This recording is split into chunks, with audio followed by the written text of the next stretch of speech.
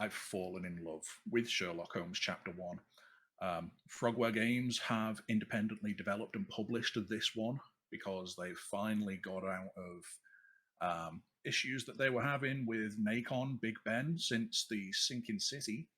And mentioning that game, this game very much builds off of the mechanics and reuses the mechanics of the Sinking City in a whole new open world mystery fashion. Just minus the tentacles and the fish people.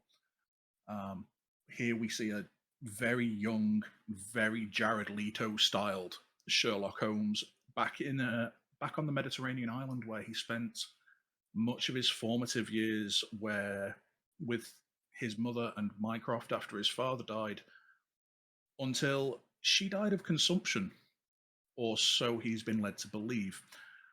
Holmes and his childhood friend John, not Watson, but still sort of Watson if Watson was a criminal, are thrust into the mystery that sets Holmes onto a career as the consulting detective that pop culture has known for decades. I mean,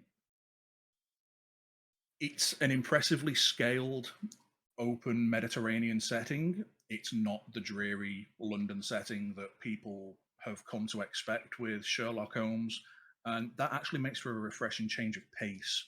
Rather than being hunted through narrow back alleys of Whitechapel or racing down a hansom cab in Charing Cross, you're solving crimes and misdemeanors in the bright and almost gaudily lit town, and you're doing gunfights with gangs in their hideouts, which actually leads me into one of my biggest criticisms of this game, and that is the gunplay. The character of Holmes wasn't a shrinking violet at all, but he's never really been one for shooting people. He'd much rather use his brain and use his hands and famously a riding crop to outmaneuver and overwhelm people.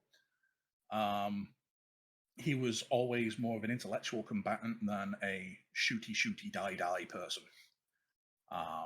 So having the gunplay there, whilst it makes sense in a way that they're trying to pad out the world to give it some more side quests, it doesn't really fit the character, even though it is a much younger Holmes who's still growing up. As you can see from this trailer, the character animations are beautiful, but everything else just feels a little bit unrefined. I was never expecting AAA standards of animation because it's Frogware and they're not known for that. But I was expecting a little bit more polish in the world to prevent screen popping and pixel tearing, which I've noticed, and the blocky unrendered texture finishes of buildings and set pieces as you're just traveling around. But honestly, I don't really notice it when I'm playing. It's only when I've gone back and checked footage. The narrative of the game is absorbing. You are pulled in and just given case after case after case to solve, and the mystery deepens as you go on. And if you enjoy narrative puzzle games where you have to, catch the killer, solve the crime, figure out the long hidden mystery about not just the setting but your own mind, then yeah, I thoroughly recommend checking out Sherlock Chapter 1. And it is currently on sale for less than half price on the no, not quite less than half price, but 20% off and 25% off for the deluxe edition on the PlayStation Store, or it is $69.99 on Steam, and I'm fairly certain it's about the same price on Xbox as well. And yeah, that's it. Thank you. Game on.